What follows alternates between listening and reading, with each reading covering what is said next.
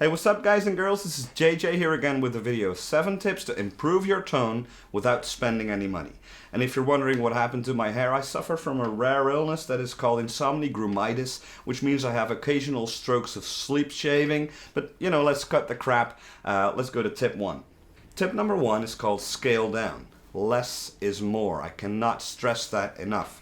And I've learned this through experience. You know, tons of pedals have gone through my hands making these videos, but I've been going through a phase of going straight into the amp whenever I go to band practice or live, and that phase has lasted for almost 6 months now, and I don't regret it. Having lots of pedals at your disposal, of course, is very convenient if you need to switch between certain types of sounds. But not necessarily will a pedal board give you a better tone. I'm not talking about true bypass, buffered bypass, all that crap. I'm talking about this from a creative point of view, okay? So having fewer pedals or fewer things in your signal chain will mean fewer things to worry about when you're playing. And if you focus more on playing, you're going to sound better. It makes sense, right? So as I said, I'm going straight in. These days, when I go to band practice, I just bring a guitar in a case with a cable and one of those little TC Electronic Polytune clip-on tuners and my vocal mic, and that's it. It is also a really good idea going straight in or bringing fewer pedals, taking pedals out of the equation to see what that means for you creatively. When I was in my teens, I used to be really into the Presidents of the United States of America. I don't know if you know that band. And they said the reason why they would use a 2-string bass and a 3-string guitar was actually to impose handicaps on themselves. It would make them more creative in their songwriting. And I feel that is absolutely true. Using no pedals or fewer pedals is going to make you more creative in the way you approach the guitar. In my band, the Legendary Orchestra of Love, we have 3 pedals amongst the 3 of us, and that includes a bass drum pedal, a hi-hat pedal, and my bass player, he uses a fuzz for his bass for certain parts. And if you want to know, that's an Earthquaker Devices bellows fuzz, which is terrific. So you could easily test this out for yourself. For instance, during your practice routine, tell yourself that for that lick or for that part that you're going to make up, you cannot use the G string. I'm just saying, impose handicaps on yourself, making you come up with more creative ideas. Tip number 2 is called no gain, no pain. Practice with a lot less gain from your amplifier or pedal than you would normally use. And the reason for that is when you're using lots of amplifier or pedal distortion, you're not really going to hear what's going on. So if you turn down the gain on the amplifier or your overdrive or distortion pedal, that is going to have you focus more on what you're actually doing in order to spot little mistakes that you weren't aware of. Also, whenever I use an amplifier, and my amplifier of choice has been the Orange OR15. This amplifier has tons of gain, right? Like more than I would ever need. When I'm playing at home or in the rehearsal space, I would put the gain to about 12 o'clock and set the master volume appropriately. Now, whenever I play live, when you're playing live, of course you have the volume going on, and of course you have the rest of the band with, you know, like the cymbals and the bass sounding together with your guitar. I generally turn down the gain when I play live because that energy and all of the overtones that come from playing at a loud volume are going to suggest more compression and more presence anyway. If you listen to a lot of classic recordings like early Led Zeppelin albums, the guitars really aren't that distorted. I'm not talking about the parts where they use fuzz boxes, but really the amplifier tones that you're hearing on those classic recordings, they're not so gainy, okay? So turn down the gain and in order to become a cleaner player, playing the parts that you play more efficiently and spotting mistakes or sloppiness more easily. Tip number 3 is called knobs have a use. I remember being in my teens, you know, like 13, 14, 15 years old, going to a local music shop where people worked who didn't really know anything about guitars. And I remember one of the first times trying out an electric guitar, which was a Squier Stratocaster, an Olympic white one. So I had kind of the Wayne's World experience going, oh, I have to have it. And the guy said, remember to always turn up all of the knobs on the guitar or else it will not sound good. And I remembered that, and it was years later that I realized that isn't actually true, okay? I usually just start with all the knobs all the way down when I'm going into my amplifier.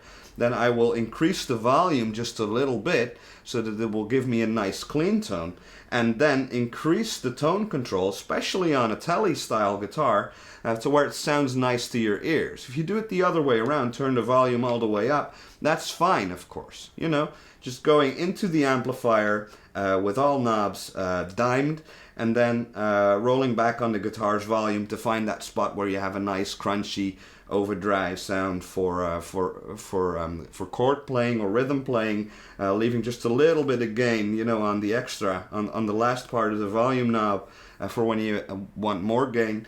But on a Tele style guitar, and this is something, I'm quoting Roy Buchanan here, he would say that turn down on a Tele, turn down the tone pot, because that's going to give you a much better sound, you know, especially with the old ones. And well, this is not a really old Tele, but it behaves like an old Tele.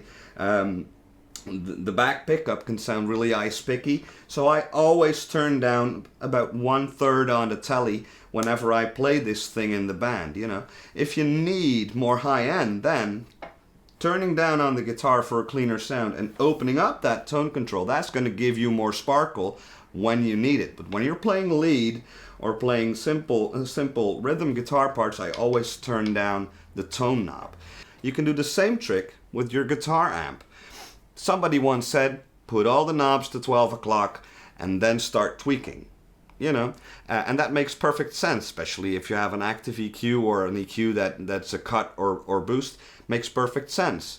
But on old school guitar amplifiers, you know, like psychologically, you would want to put the bass knob at 12 o'clock, but start off, like on an old Plexi, start off with all the EQ controls down and then just blend in whatever sounds right. So set knobs by ear, okay? I cannot stress that enough. Set pedals and amplifiers by ear, and don't set them because you think that would give you a good setting. It might sound a little off, but it's true. And the same applies for pedals, of course. Always set them by ear. Just start off at 12 o'clock, start tweaking, see what they do, okay?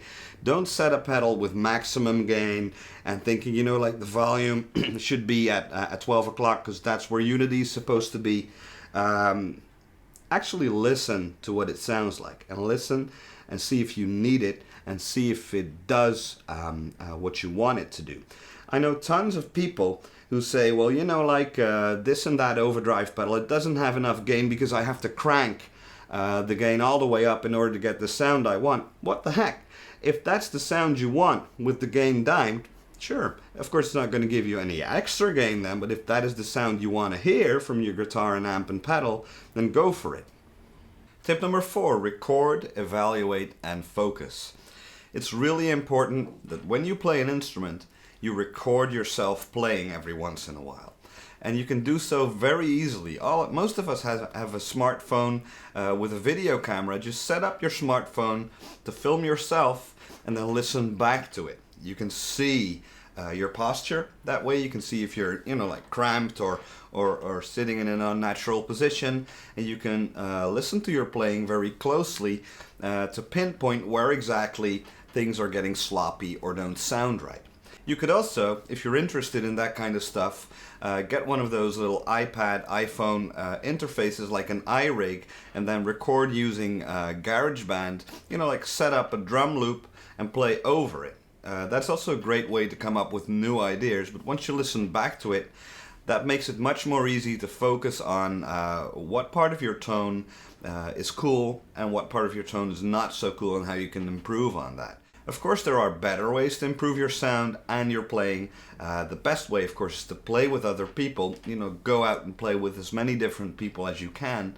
and learn from them. But second to that, I guess recording yourself is going to make you a much better guitar player in the end. Tip number 5 is room and posture. Most of us practice playing guitar sitting right next to our amplifiers. An amplifier is not necessarily going to sound as good when you're sitting right next to it, whereas you were sitting somewhere else. So you could try repositioning your guitar amp or leaving it where it is and moving around the room to see where it sounds better. And you're going to see that it sounds a lot different from a different angle. This especially applies to bass playing, of course, but it also applies to guitar playing. So where your amp is situated is also going to determine how you're hearing yourself. Same as with recording, it can give you a different perspective. Then as for posture, when you're practicing, try practicing standing up, because the guitar is going to feel different standing up, and your hands are going to be in a slightly different place, and your arm is going to feel different when you're standing up as opposed to sitting down. Now this chair, for instance, is not a very good place to practice playing guitar. It's good for coming up with ideas or writing songs. I call it the thinking chair, and that's for a reason. But practicing guitar, I highly recommend you do that standing up, because your guitar is going to hang out by its strap. Your arms are going to feel a little bit different, and of course your muscle memory has got to get used to a standing up position when you're going to play with a band.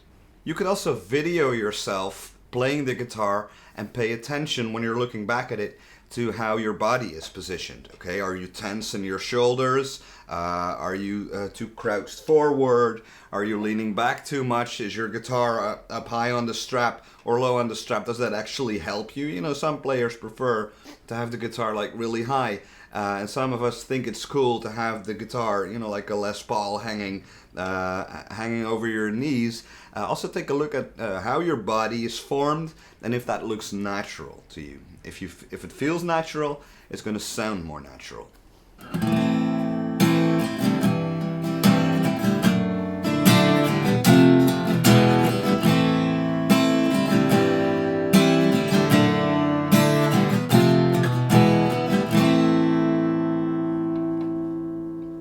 Tip number 6 is called musical space.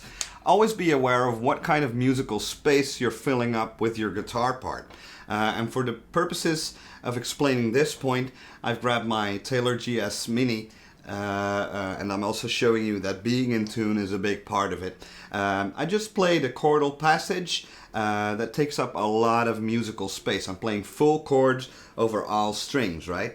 Now, that's okay, of course, because it's a great part from Led Zeppelin, Babe, I'm Gonna Leave You.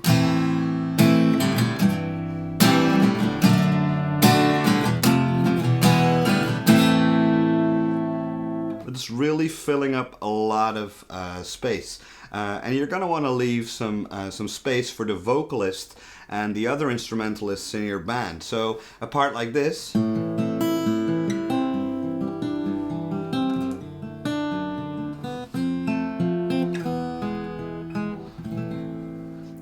know, like breaking it up into little arpeggios, it's going to take up less space. I can play that same passage in a number of different ways.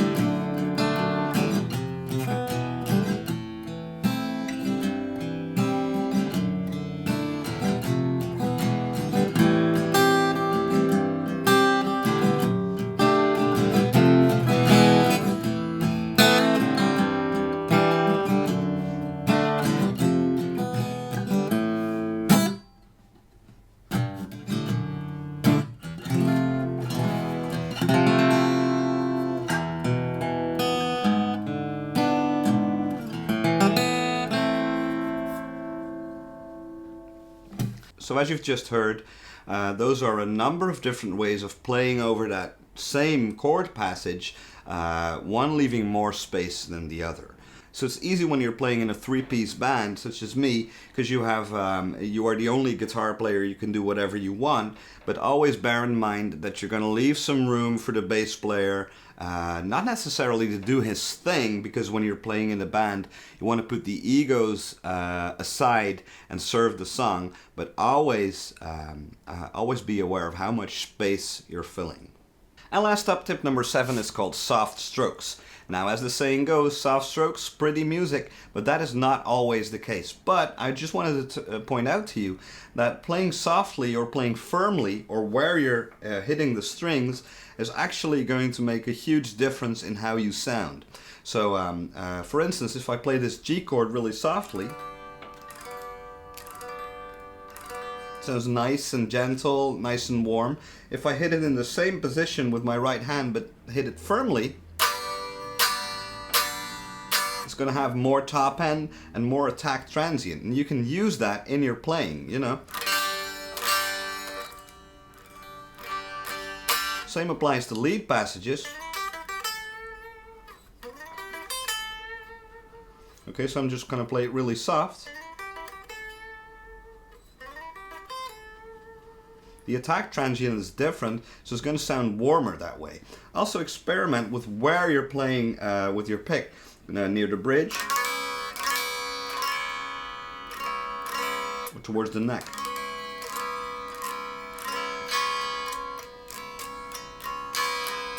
You can do this on any guitar, of course, but a great pickup is really going to help pick up those nuances. So whenever you're playing and you've recorded yourself thinking your tone could be a little bit more snappy, experiment with where you're placing the pick, okay?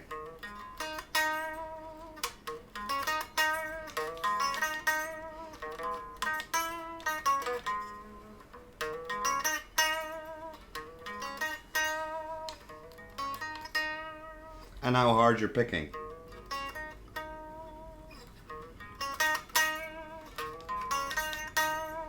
Okay, and you can incorporate that into your lead playing, hitting certain notes harder than other notes. And when you're playing electric, hitting harder is, in most cases, also going to mean a little more gain.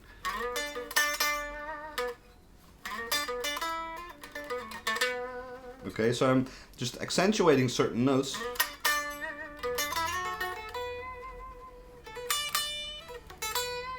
To make them stand out a little bit more. So there you have it. 7 ways to improve your tone without spending any money. And with improving your tone, that's also going to improve your playing, of course, or the other way around. So the main thought of this video, I guess, boils down to 3 things. First of all, it takes focus. So focus on mistakes, focus on the good things, and focus on what's actually going on and what you're actually doing, you know, with videoing stuff and taking care of your posture, positioning your amp or yourself in the room, all of that stuff. So focus, that's one thing. Efficiency is also very important. So how do you actually organize your time to practice, and what will you practice on? And dedication, that's number 3. Dedication. It's going to take a lot of dedication, efficiency, and focus to become good at anything. So prior to making this video, I've talked to a lot of my musician friends, bass players, drummers, keyboard players, horn players, singers, asking them, well, you know, I want to make this video on improving your sound as in this case, a guitar player, and improving your playing, and this is what what I got up with and what I got out of it. And I know I'm certainly not there yet, and I'm not pretending to be so. But anyway, I hope you liked this this installment. Signing off. JJ out.